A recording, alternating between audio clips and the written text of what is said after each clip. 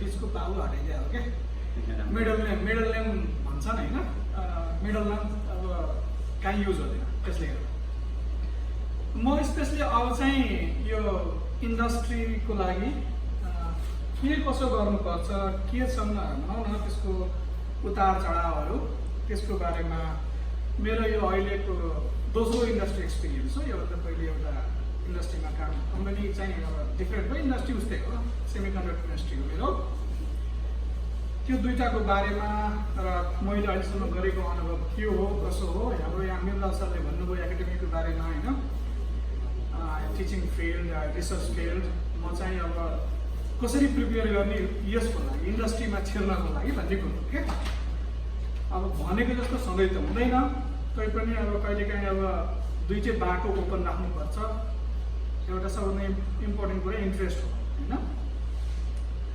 अब कहाँबाट स्टार्ट गर्छु भने म सुरुमा पिएचडी गर्दाखेरि है मास्टर्स पनि अब कति मास्टर्स गरेर गर्ने पनि हुनुहुन्छ तर सुरुमा पिएचडी गर्दाखेरि अब लास्टको मैले पढ्या पनि हो अनुभव पनि गरेँ आउने लास्टको 1 वर्ष बादले यो भएको पब्लिकेसन धेरै पब्लिकेसन गर्ने यस्तोतिर बढी ध्यान दिन्छन् अरू सबै छोडेर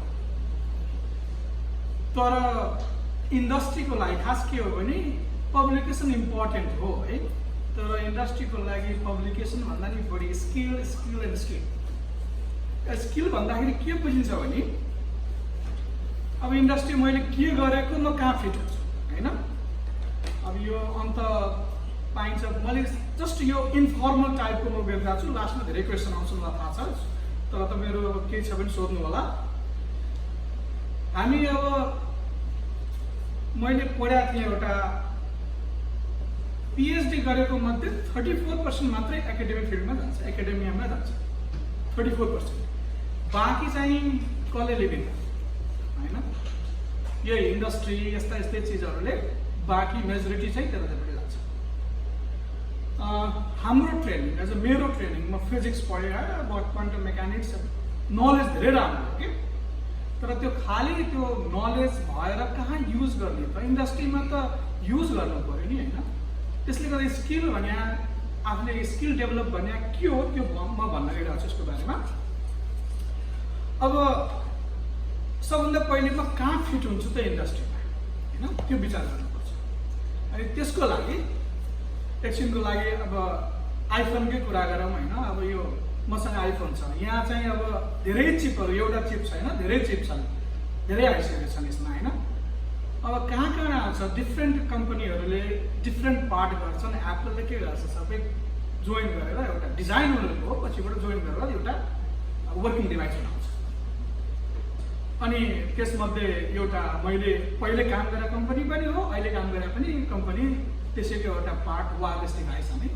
बनाउँछ त्यसको अहिले 5G आइरहेछ त्यसले गर्दा माग पनि बढ्छ अब प्रिपेयर गर्दाखेरि इन्डस्ट्री मेरो सजेसन है पहिले भने 34% मात्रै एकाडेमिक फिल्डमा जान्छ तर बाँकी चाहिँ इन्डस्ट्रियल सोच छ अरू चिजहरू पनि छन् मिर्ला सरले भन्नुभयो यस्तो एग्रिकल्चर पनि अब सो यसलाई म 3 तरिकाले डिभाइड गर्छु पिएचडी गरेपछि एउटा अब हाम्रो 3 जना हामी बस्ने कारण के हो हाम्रो मिर्ला सर टिचिङ गर्नुहुन्छ होइन प्रोफेसर होला म इन्डस्ट्रीमा इन्जिनियरिङ गर्छु उहाँ चाहिँ हाम्रो पशुपतिजी उहाँ चाहिँ अब नेसनल ल्याब रिसर्चहरूमा गर्नुहुन्छ यो 3टा बेसिक अरू पनि छन् तर यो 3टा मेन कुरो एकाडेमी इन्डस्ट्री एन्ड त्यो के अरे रिसर्च ल्याब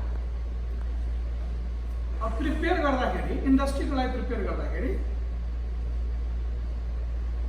अब एकचोटि मैले यो किन भन्न लाग्यो भने मेरो साथी ऊ पनि पिएचडी गरेको छ केमिस्ट्रीमा पिएचडी हो होइन उसलाई मैले इन्डस्ट्रीमा कसरी एप्लाई गर्ने भनेर कुरा गर्दाखेरि उसँग कुरा गर्दाखेरि थाहा पाएँ म आफूलाई थाहा थिएन पहिले होइन म कहाँ गइरहेको छु के गरिरहेको छु किन यस्तो गरिरहेको छु उसलाई कुरा गर्दाखेरि उसको जुन उसलाई मैले भने त्यो अनुसार उसले इन्ट्रेस्ट दिएर सोध्दाखेरि सायद यहाँ पनि इन्ट्रेस्टेड होला भन्ने कुरा म एउटा इन्फर्मल रूपमा भन्न गइरहेको छु जसरी कि हामीले अब त्यो डिभाइस अब आइसी बनाउँदाखेरि कुनै पनि सर्किट इन्टिग्रेटेड सर्किट बनाउँदाखेरि सेमिकन्डक्टरको अनुभव भनिरहेको छु त्यहाँ चाहिँ के प्रोसेसले बन्छ त हामी त थ्योरीमा पढ्छौँ होइन, थ्योरीमा पढ्छौँ यस्तो गर्ने फोटोलिथोग्राफी गर्ने एच गर्ने तर त्यसलाई प्र्याक्टिकलमा ल्याउने कसरी होइन। अब भन्नलाई त भनिन्छ यसरी, तर अब के अरे त्यहाँ एच गर्ने भने अब एच गर्दाखेरि यो एउटा एच गर्न खोज्यो मेटेरियल अर्को एच हुन्छ नि क्या, त्यसको लागि त्यो नलेज त चाहियो। त्यसले गर्दा एउटा सर्कलमा भन्छ के कसरी हुन्छ इन्डस्ट्रीमा। अरू माइनर स्टेपहरू पनि छन्, तर यो सेमिकन्डक्टर इन्डस्ट्रीमा चिप बनाउँदाखेरि अब वेफर आयो। सबभन्दा पहिले वेफर अब हुन्छ 4 इन्चदेखि के अरे 2 इन्च 2H इन्डस्ट्रीहरूको प्रायः युज हुँदैन जस्तो लाग्छ मैले चाहिँ गरेको काममा। 4 इन्चदेखि 12 इन्च डायमिटर भएको वेफरहरू हुन्छन्। अब सिलिकन वेफर अथवा के अरे ग्यालियम आर्सेनाइड, अहिले ग्यालियम नाइट्राइड, यी सबै वेफरहरू अब डिफ्रेन्ट वेफरहरू हुन्छ, त्यो लिन्छ इन्डस्ट्रीले। पहिले मैले गर्दाखेरि सिलिकन थियो, अहिले चाहिँ ग्यालियम आर्सेनाइड, ग्यालियम नाइट्राइड, सिलिकन कार्बाइड यस्तो, किनकि RF डिभाइसहरू बनाउँछौँ हामी। वेफर लियो, त्यसपछि सबभन्दा पहिले इन्कमिङ वेफर कस्तो छ त्यसको डिफेक्टिभिटी होइन हेर्नु पऱ्यो। पहिले वेफर नै स्टार्टिङ नै खराब छ भने त बन्ने प्रडक्ट त कस्तो हुन्छ नि होइन। त्यो भन्दाखेरि कहिलेकाहीँ क्लिन गरिन्छ। अब भेरी फर्स्ट स्टेप त्यसलाई क्लिन गरिन्छ। अब हेर्नुहोस् तपाईँले गरेको रिसर्च यहाँ कहाँ लागु भयो त तपाईँको रिसर्च, तपाईँको क्लिनिङ एक्सपिरियन्स छ त कसरी वेफरलाई क्लिन गर्ने। You need to know the chemistry होइन, यहाँबाट सुरु हुन्छ सबभन्दा। त्यसपछि अब के गर्छ भने क्लिन गरिसकेपछि अब टेस्ट गर्ने हो त्यसलाई, यो क्लिन छ कि छैन। त्यसपछि अब तपाईँको त्यहाँ डिफेक्ट कति छ, डिफेक्टिभिटी, डिफेक्ट डेन्सिटीहरू गर्ने, त्यो चाहिँ मेरो काम होइन। मैले चाहिँ पहिलो कम्पनीमा पनि त्यही गरेँ, अहिले पनि मैले त्यही गरेको छु। अब त्यो डिफेक्टिभिटी यहाँ चाहिँ तपाईँको स्केल कसरी लाग्छ, हामीले के गर्छौँ अब डिफ्रेन्ट अप्टिक्सहरू, डिफ्रेन्ट SEM, TEM यी सबै कुराहरू होइन। अनि त्यो चाहिँ तपाईँको त्यो स्किल छ भने अब त्यसरी त जस्तै हामी उमा गर्छौँ एकाडेमीमा एउटा वेफर सानो चिप एउटा लियो, त्यसलाई त्यसरी गर्ने होइन, अटोमोडमा हुनुपर्छ, म्यानुफ्याक्चरिङ क्यापेबिलिटीको होइन, फास्ट हुनु पऱ्यो। जे होस् थ्योरी चाहिँ त्यही लाग्छ, एप्लिकेसन चाहिँ डिफ्रेन्ट टाइपको हुन्छ। अनि त्यो डिफेक्ट यहाँ धेरै भयो। अब पहिले कति काहीँ मैले के देखाएको छु भने उताबाट आएको वेफरलाई क्लिन गर्यो, डिफेक्टिभिटी एउटा डिफेक्ट हटाउँछ अर्को डिफेक्ट थपिन्छ। केमिस्ट्रीको प्रब्लम भयो त्यहाँ होइन। भनेपछि आफ्नो स्किल डेभलप गर्दाखेरि PhD गर्दाखेरि त्यो तपाईँले कति जान्नु भएको छ। स्किल भने यो मैले स्किल भनेको थिएँ, त्यो चाहिँ कहाँ युटिलाइज गर्न सक्ने।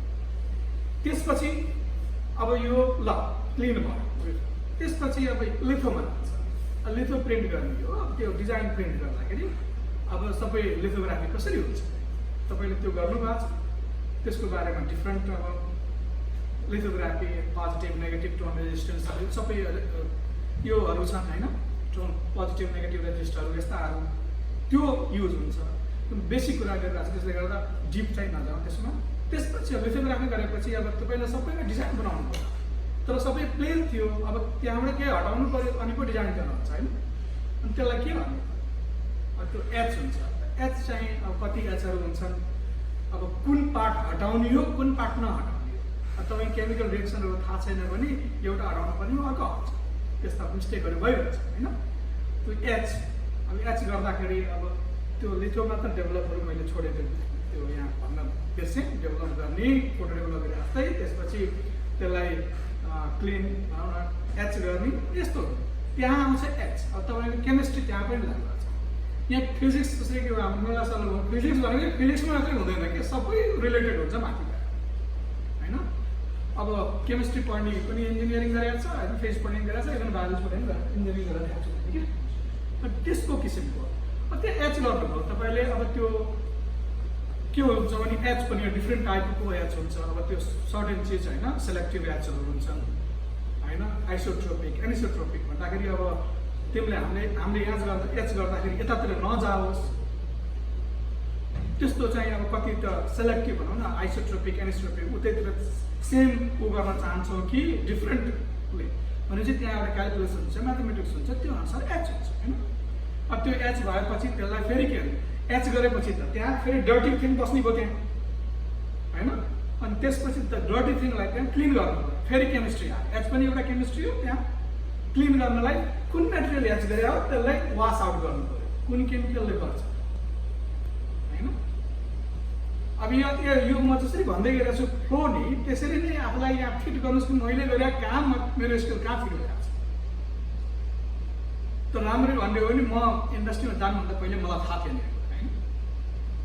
अनि त्यसपछि एच गरेर क्लिन गरेँ, क्लिनको ल्याएर आफ्नो के हो तपाईँको विशेषता के हो भने त्यहाँ त्यसपछि त्यो क्लिन गरेपछि अब त्यहाँ चाहिँ के गर्छ त त्यो अब त्यसपछि अर्को डिजाइन गर्छ, त्यहाँ चाहिँ अब भर्नु पर्यो हैन। एउटा उहरू अब सिबिडी आउँछ हाम्रो मिमासरको सिबिडी पिबिडी हैन, physical vapour diffusion, chemical vapour diffusion, त्यस्तै डिफ्रेन्ट ग्रुपहरू छन् हैन। अलिकति यताउति गरेर गरियो डिफ्रेन्ट ग्रुप छन्, त्यो गरेर अनि त्यसपछि त्यहाँबाट आएपछि के हुन्छ भने प्लेटिङ पनि हुन्छ, इन्डस्ट्रियल प्लेटिङ पनि चाहिन्छ। जसरी कि तपाईँले अब त्यहाँ कपर गर्नुभयो एल्युमिनियम गर्नुभयो हैन। तर यो डिभाइस बनाउँदाखेरि त एउटा 4x5 भनौँ न 5x5 मिलिमिटरमा बिलियन्स अफ ट्रान्जिस्टर हुन्छ हैन। त्यो मर्फोलोजी ठिक भएन भने त डिभाइस प्लेन भएन भने त डिभाइस बन्दैन हैन। त्यहाँ चाहिँ अब त्यो प्लेटिङ गरिसकेपछि हैन, कपर प्लेटिङ गरिसकेपछि अब डिफ्रेन्ट टाइप गोल्ड गरिन्छ हैन। अब त्यो बमहरू आउँछ नि तलमाथि, त्यसलाई प्लेन गर्नु पर्यो। त्यहाँ के गर्ने, कसरी प्लेन गर्ने हैन। त्यो पहिले 90s भन्दा पहिले डिफ्रेन्ट थिङ थियो। 90s पछि यो CMP भन्छ, केमिकल मेकानिकल प्लेटिङ भन्छ हैन, पलिसिङ पनि भन्छ। के खास केमिकल मेकानिक पलिसिङ भनेपछि नामले केमिकल हाल्ने, मेकानिकल फोर्स लाउने, प्लेट अब त्यो पलिसिङ भने पलिस गर्ने भनेपछि त्योलाई स्मुथ बनाउँछ हैन। अब त्यो गर्दाखेरि पनि अब कतैतिर कम निकाल्नु पर्ने हुन्छ मेटेरियल, कतैतिर बढी निकाल्नु पर्ने हुन्छ। त्यो अनुसार पनि फेरि त्यहाँ कसरी फोर्स लाउने त्यो हुन्छ। यो आयो त्यो CMP कुरा।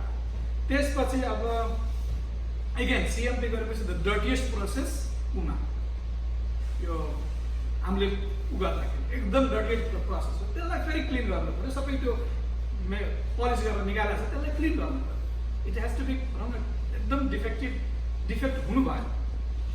अनि यो हरेक कुरामा म कहाँ फिट हुन्छ त मलाई यो, किनभने मैले यो हरेक स्टेपपछि लिथोपछि क्लिनपछि एचपछि सबै म कहाँ आउँछ हेर्नलाई यो डिफेक्ट फ्री छ कि छैन।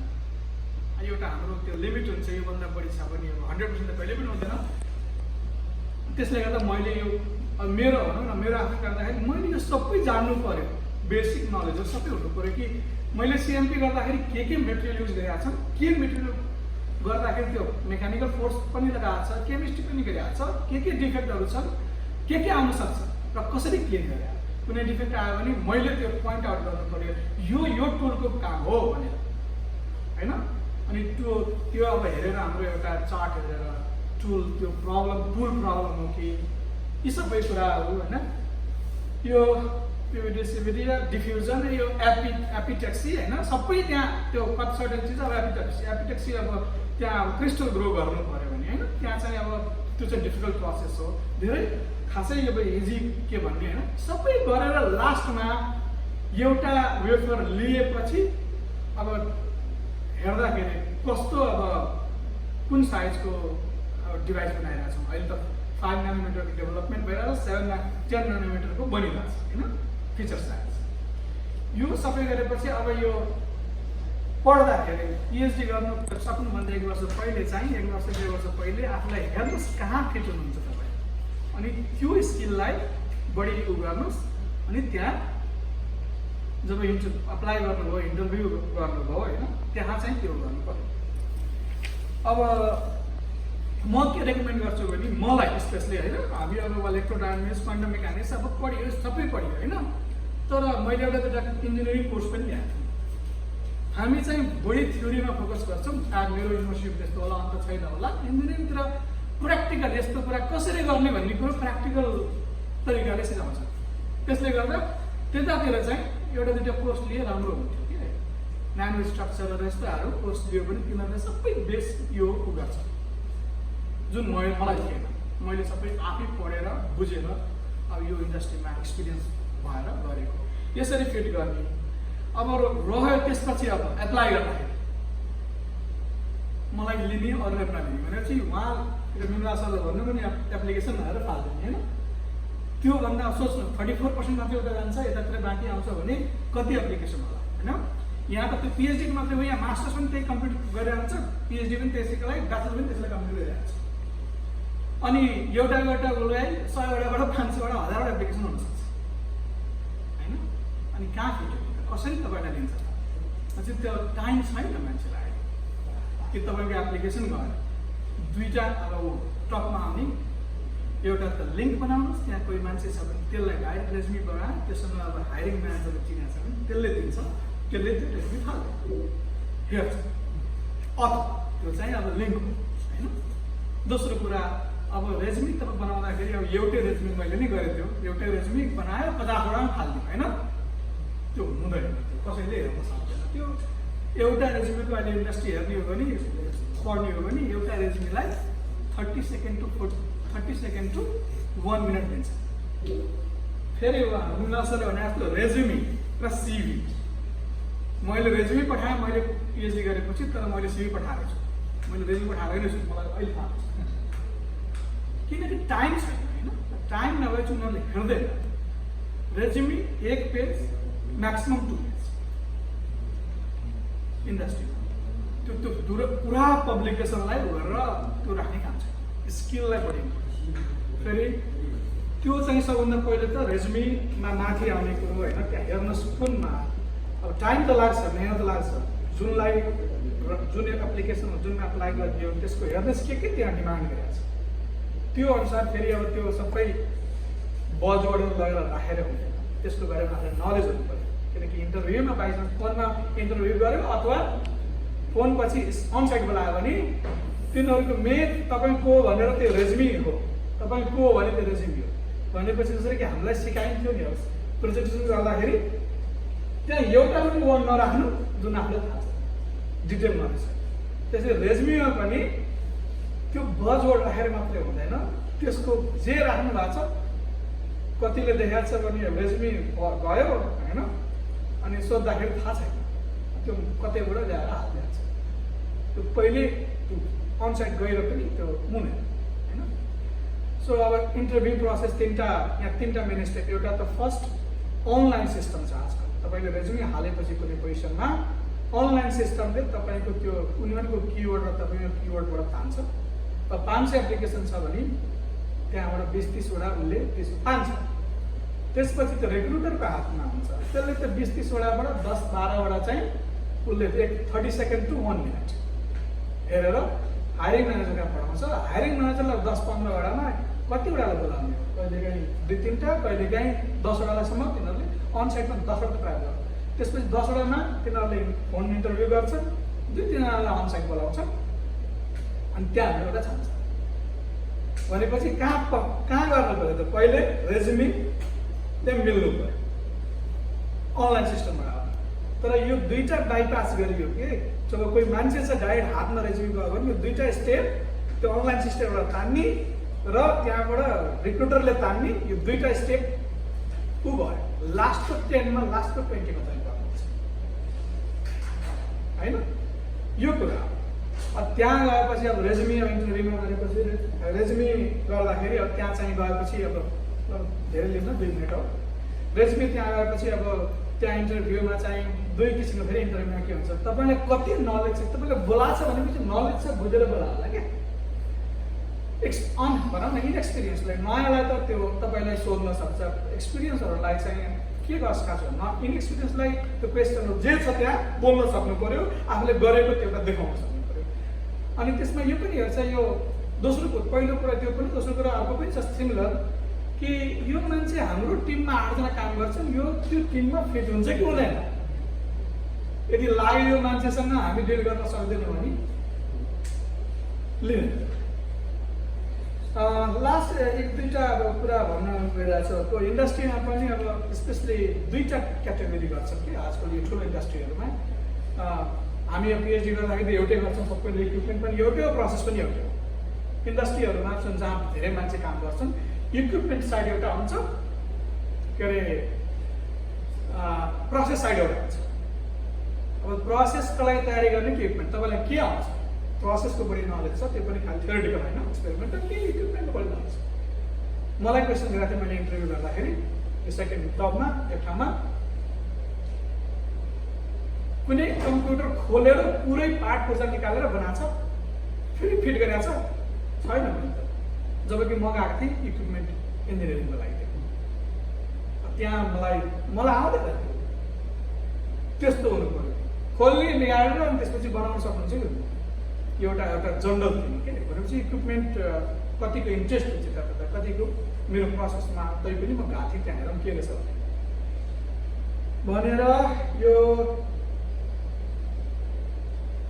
त्यही हो, अब यति अब क्वेसनहरू आयो भने होइन, यो मैले सायद धेरै अलिकति टाइम लेखेँ होइन। अनि ल धन्यवाद। अनि केही क्वेसन छ भने लास्टमा हामी बस्छौँ, एन्सर गर्न सक्छौँ। हस् है।